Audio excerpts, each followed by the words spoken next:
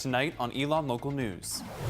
Everybody liked being around George Johnson. He'll be very sorely missed. Remembering the Judge, the Elon community honoring the life of Dean Emeritus George Johnson and his contributions to the school. A call for removal, why some students at Elon Law are calling for the removal of this donor's portrait. And finding tolerance, how you can observe a unique international holiday today. Elon Local News starts right now. Live from the Jane and Brian Williams studio at Elon University School of Communications, you're watching Elon Local News. New tonight, students should plan to be tested every other week next semester. Good evening, I'm Brian Ray. And I'm Margaret Faust. In an interview with Elon News Network Committee, Jeff Stein says the committee is going to change parts of its coronavirus plan for both winter and spring terms. He says the university is trying to switch to antigen tests as a faster and cheaper option compared to the PCR test currently used by the university. Depending on which antigen test, each costs between $5 and $25, but Stein says it's not a guarantee that the supplies for those tests will be ready in time. Maeve Ashbrook sat down with Stein and began by asking what he and the committee learned from this semester. Well, I think we have all learned a great deal. This was new for everyone.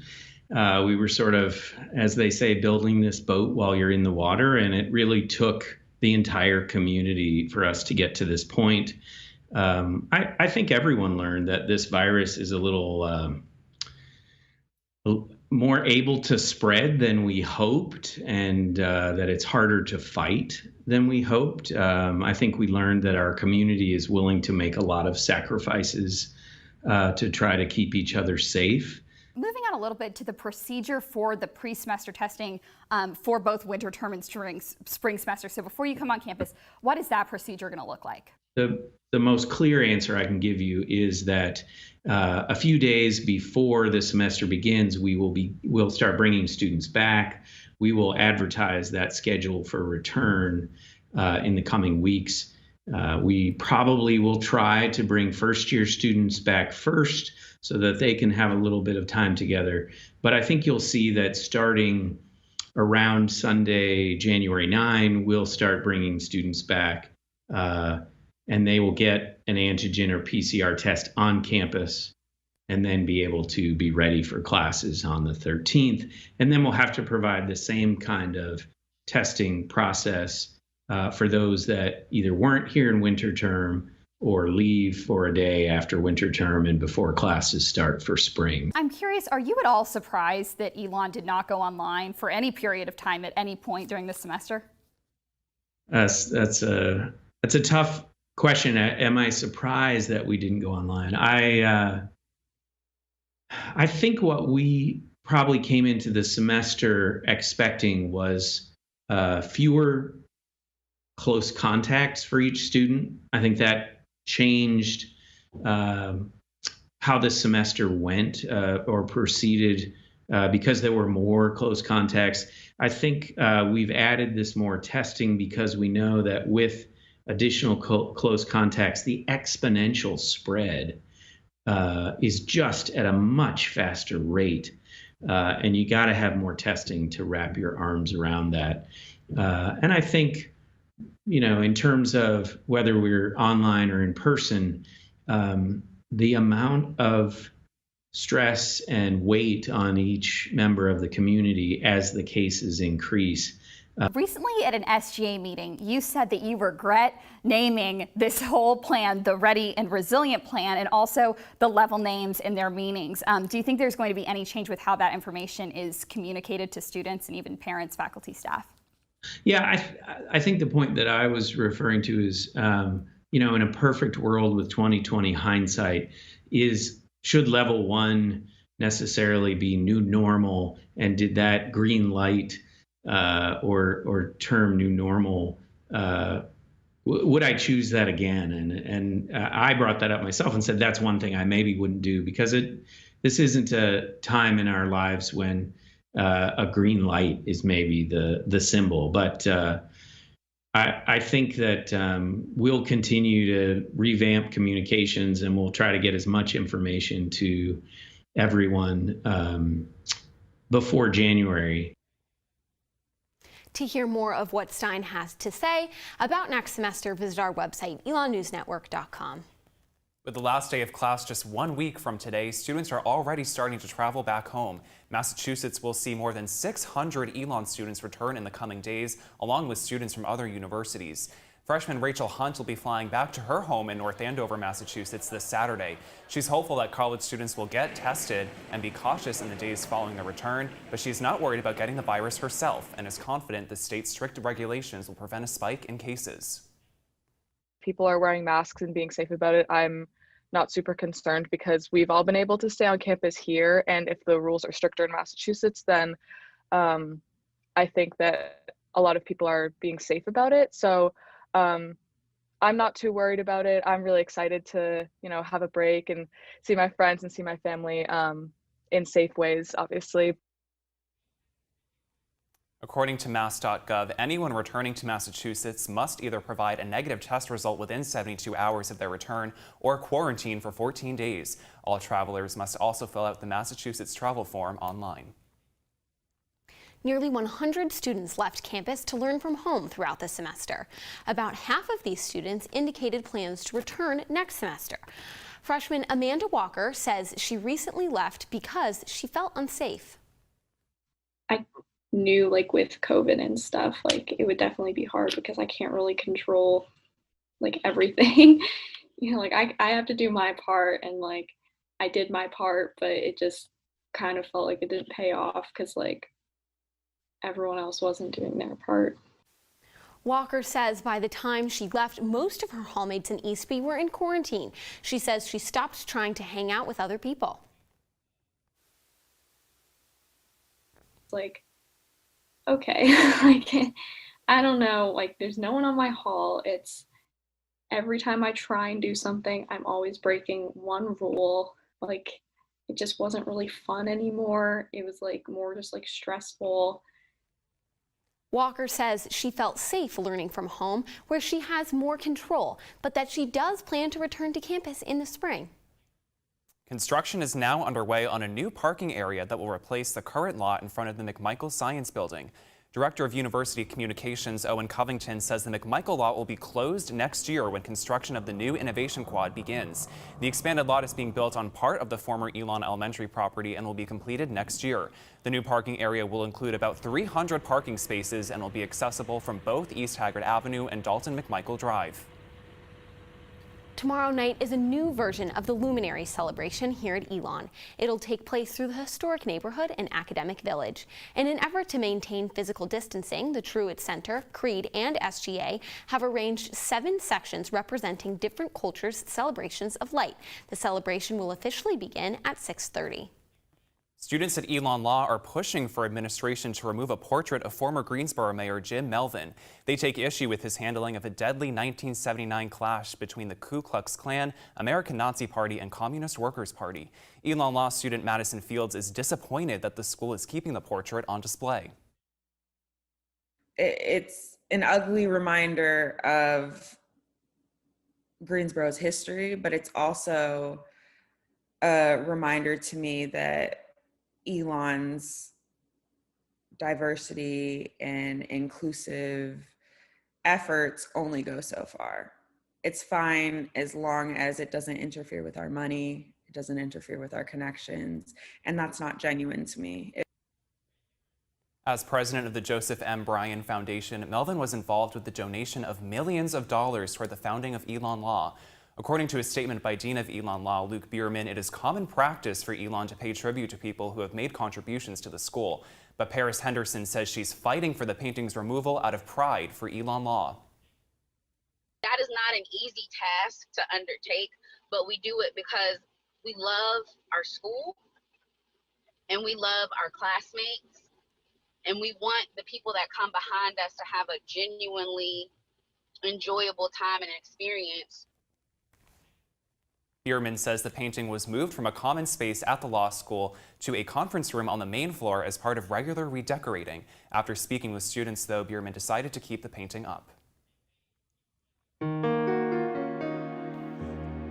Dean Emeritus and Professor of Law George Johnson passed away following a prolonged illness. Johnson became one of the founding members of Elon Law in 2006 and is credited for playing a pivotal role in leading Elon Law through its first American Bar Association accreditation. President Emeritus Leo Lambert looked back on Johnson's life with ENN and says he brought a different perspective to students and administrators.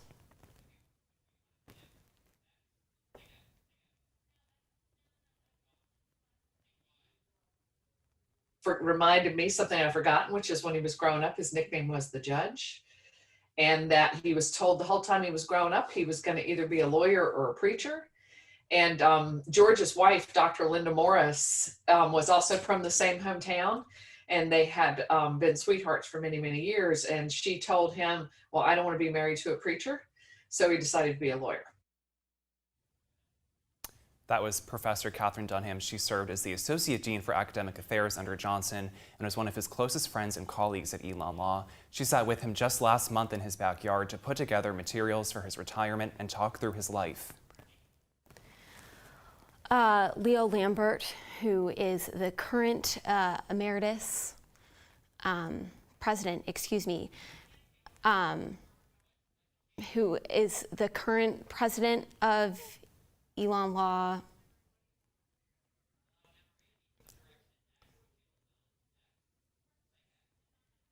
George did just a tremendous job at listening. I think oftentimes listening is a very underrated characteristic of leadership, and it's one of the most important, and it's one of the characteristics of George that I think contributed enormously to his leadership success.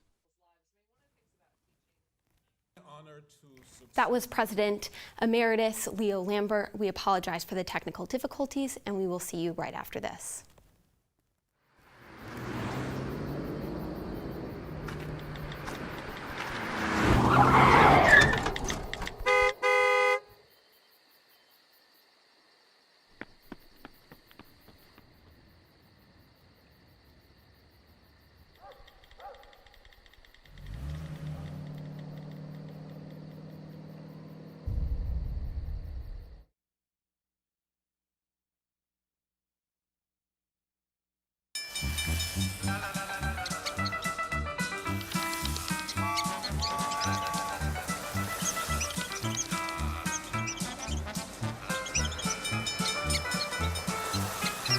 Kids will spend 15 minutes watching online videos like this one. Brushing for 2 minutes now can save your child from severe tooth pain later. 2 minutes twice a day. They have the time. I rescued Toast from a shelter in 2011. I love Toast because she's a lazy diva. Toast does whatever she wants, obviously. She's sleeping right now. She's an epic snuggler. She's so comforting. She's so loving. Toast makes me laugh. When I walked into the shelter, I knew right then that she was special.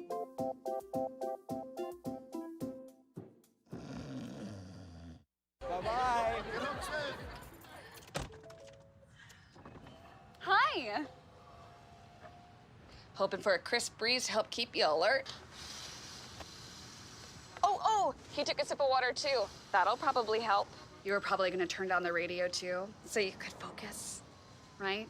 Probably okay isn't okay. Right. If you see a warning sign, stop and call a cab, a car, or a friend. I think the water line is what really drove it home. I blew on him. Here's to the things that can keep us safe. Those we use all the time with hardly a thought. Those that are silently standing by to save our lives. And now, those that we carry with us everywhere we go. Many mobile devices will now bring you wireless emergency alerts, real-time information directly from local sources you know and trust. With the unique sound and vibration, you'll be in the know wherever you are.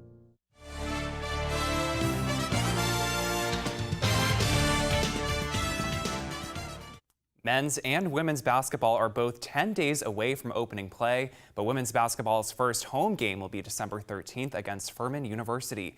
Senior women's basketball player Sadia Munford says this season is very important to her. Her memories of winning the Colonial Athletic Association Championship Tournament 3 years ago are motivating her and the rest of her class this year. And I was saying, like, when we first started practicing, especially to the senior class, like, we should want to go out the way we came, which was champions. Men's basketball's first home game on November 25th will be the first sporting event held on campus since March 12th. Hurricane Iota is on track to make landfall as a Category 5 storm in Central America tonight, just days after Hurricane Eta struck Central America, devastating the area before arriving in the U.S. Here with us tonight is Elon senior Ariana Reyes, who is raising money for relief in Honduras. Ariana, thank you for joining us. Thank you so much for having me. So can you tell us a little bit about what you are doing to help efforts back home? Yeah, so it all started like a couple of weeks ago when I just started looking at pictures, I guess, and talking more to my parents. My family, thank God, is not being like horribly affected, but we know about people that have been affected, and then watching pictures and everything just made it really real to me being here at Elon. And so I just thought I'm going to put my Venmo on social media and start posting a lot of pictures, videos to kind of raise awareness, because I feel like sometimes we just read these headlines on the news, but we don't really know what really the reality is. And so I've been putting my Venmo on social media and been doing that almost like every day now, and I've gotten good donations, and I'm really excited to just go back home and just purchase everything that I can. Yeah, and like we said at the beginning of this, Hurricane Iota is expected to make landfall in Central America tonight as a Category 5 storm. So are you concerned what that means for your home, especially with you heading back so soon? I am 100% concerned. I already had to change my plane ticket once. I can't fly into my city because the airport is just completely flooded. So I'm having to fly into another city. Driving to my city, I don't know what that's gonna look like. I just talked to my mom like 2 days ago, and she said, honey, just like take it, we're just taking it day by day. We don't know what that's gonna look like. We don't know what the driving is gonna look like. We don't know if you're gonna have to stay in this other city. So I definitely am concerned, but there's nothing really I can do right this second. So just taking it hour by hour, I guess. Well, Ariana, I hope you and your family stay safe, and thank you for joining us. Thank you so much. And with more on what the weather has in store for us this week, Ellis Chandler is live on Citroen Plaza. Ellis? Perfect. Fantastic. Ah.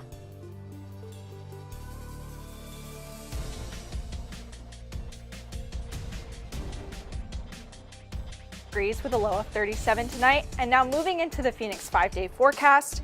Tuesday's high is 60 with a low of 31. Wednesday's high is 51 with a low of 27. Thursday's high is 56 with a low of 34. Friday's high is 67 with a low of 41. And Saturday's high is 70 with a low of 43.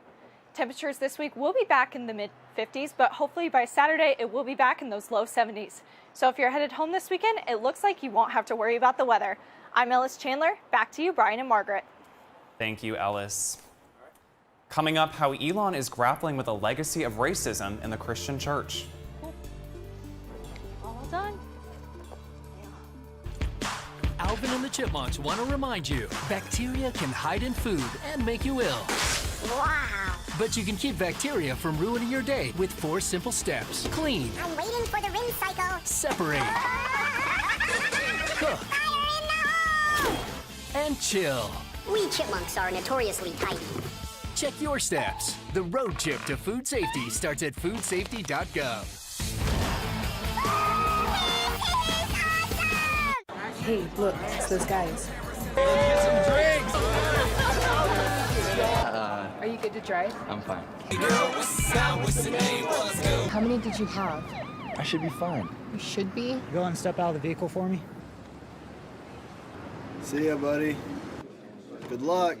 So turns out, buzz driving and drunk driving, they're the same thing, and it costs around $10,000. So not worth it. There are 16 million children struggling with hunger in America. That's 1 in 5 daughters, sons, neighbors, and classmates who don't know where their next meal is coming from. Yet billions of pounds of good food go to waste every year. It's time we do something about it. Feeding America is a nationwide network of food banks that helps provide meals to millions of kids and families in need. Visit feedingamerica.org to help them feed even more. Together, we can solve hunger. Together, we're feeding America.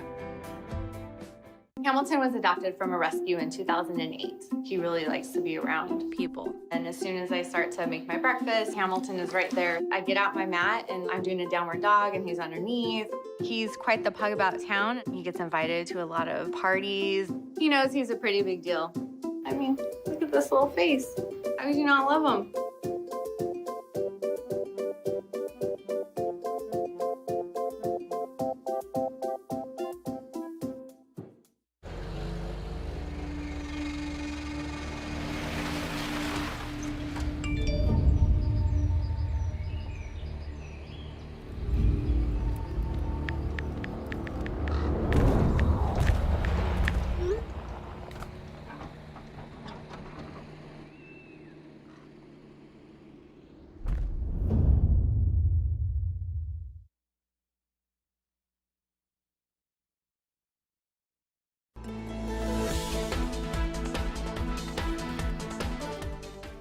"65 years ago today, the United Nations created the International Day of Tolerance. Rabbi Sandra Lawson from Elon Hillel says though intolerance may seem common today, the world is actually more tolerant than it appears.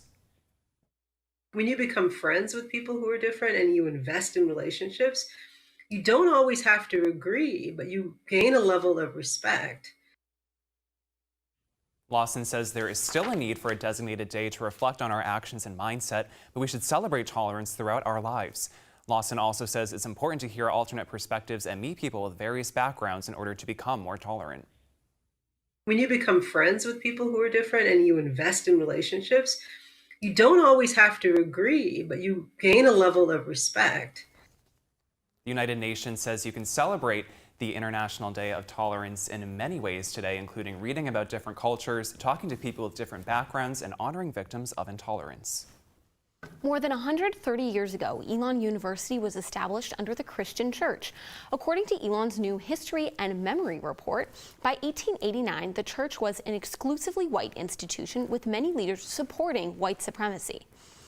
University chaplain Jan Fuller says she hopes that the report might help Elon heal from this legacy. It's called confession, in a religious perspective, that you confess your sinfulness and aim to turn from that and do something different. Well, we can't know what that difference is until we really carefully examine what it is that we've done wrong.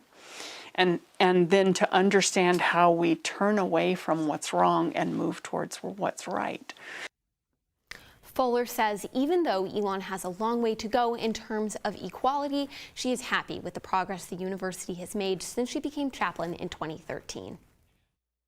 We do have really different religious perspectives and really different religious understandings, but we're not negating those differences. We're saying that those differences make us better together, and they make our community better, and they make us better citizens in the world. For more on Elon's religious history and how it affects religious life on campus, as well as other stories about religion, pick up a copy of The Pendulum this Wednesday. And after the break, we take a look back at what 2020 has brought us.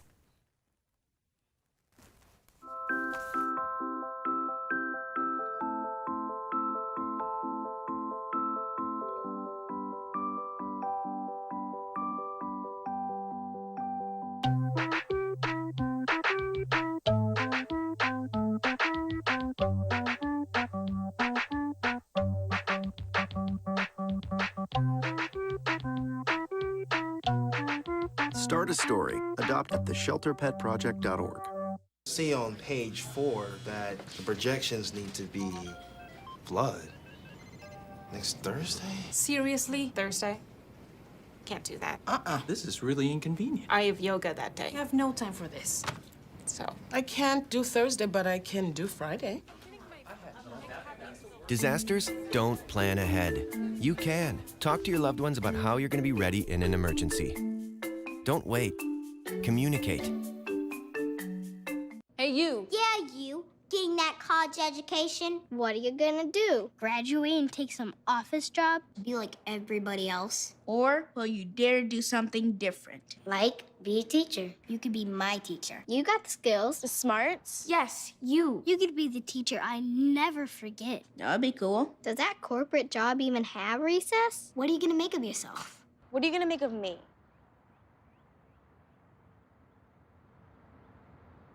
Jordan knows he shouldn't eat this entire bowl of nachos, but tonight he's earned that right. Because a few hours ago, in the middle of happy hour, he recognized a sign. Not from the gods or a bolt of lightning, but from a double heart, a kissy face, and a fourth ha in ha ha ha. That's when Jordan knew he was buzzed. So when it was time to go, he got a ride home instead of driving. Be a legend like Jordan. Recognize your buzzed warning signs and get a ride home. Buzz driving is drunk driving. I rescued Toast from a shelter in 2011. I love Toast because she's a lazy diva. Toast does whatever she wants, obviously. She's sleeping right now. She's an epic snuggler. She's so comforting. She's so loving. Toast makes me laugh. When I walked into the shelter, I knew right then that she was special.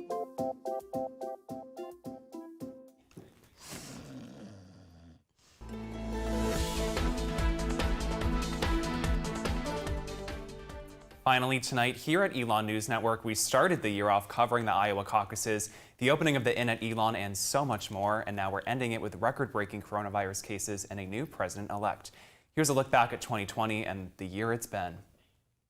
Tonight on this Elon News Network special report, ENN in Iowa. In the United States, there are 12 confirmed cases of the coronavirus, causing symptoms like fever, cough, and shortness of breath. It's always scary when something new develops. It is always scary when people die from a new virus. Elon students are currently traveling back to the U.S. after the university suspended their study abroad program in Florence, Italy. Seem to be calm here. Nothing strange or extraordinary is happening in the streets. Thank you so much for joining us for our special coverage this Super Tuesday. We can now project that former Vice President Joe Biden has won the North Carolina Democratic primary. The coronavirus, also known as COVID-19, pushes classes online at Elon University. So mad, so upset. There were so many emotions about being pulled out of your study abroad program. I just have no motivation to do anything anymore. We're already looking at blueprints about how can you separate these desks 6 feet apart and creating a classroom environments that fall within the CDC guidelines. Caught on video cameras installed following the shooting, the menorah outside the home was pulled down. Even Burlington police officers had come on our campus and have racially profiled me, a student at Elon. Designed a pretty comprehensive system, planning for the worst, but expecting the best. The True by Hilton Hotel here in Burlington, where we do know that Elon students are in quarantine. I was one of 300 students, faculty, and staff recently selected to complete random COVID testing. Students at Elon Law are now calling for the removal of Louis DeJoy from the Elon University Board of Trustees. I'm in downtown Graham tonight, where more than 250 people participated in a mostly peaceful protest. It was peaceful throughout the day, but unfortunately there were some police clashes. Today is the first day of early voting here in North Carolina. Now the line here is really long today. It practically wraps around the building. The remnants of Tropical Storm Zeta knocked out power on campus for nearly 7 hours. Kind of erupted into chaos. There was a lot of shouting.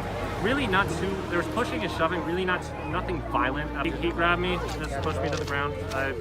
I mean, I was kind of ready for it, so I just let it happen. We asked for there not to be such excessive police presence. Again, I'm going to reiterate, we never directly sprayed anyone in the face. It was all directed towards the ground. It all comes down to this. Here in Alamance County, 6 candidates battle for 3 commissioner seats. In the race for the White House, all eyes are on North Carolina and its 15 electoral votes. As the country awaits its next direction, it's election night in America. President-elect Joe Biden and Vice President-elect Kamala Harris are starting their transition to the White House. And thank you for sticking with us throughout this historic year. That's all the news we have for you tonight. Thank you for joining us. For all the news you need to know when we're not on the air, visit our website, elonnewsnetwork.com. And be sure to follow us on social media at Elon News Network. Have a great night, Elon.